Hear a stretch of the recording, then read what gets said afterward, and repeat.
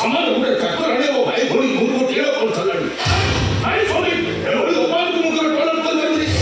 ତମେ ଜାଣିଛ ମୋ ଭାଇ ଟିକେ ଡ୍ରିଙ୍କ ନ କଲେ ତାଙ୍କ ବଡିକି ସେ କଣ୍ଟ୍ରୋଲ କରିପାରିବେନି।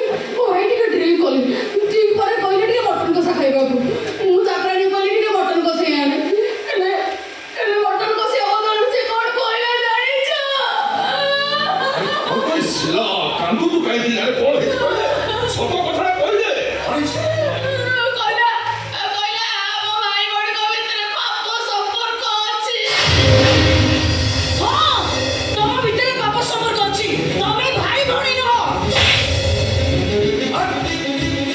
भाई शिला विरुद्ध आप पदे कहले तो पिछड़ चमड़ा उतर देले।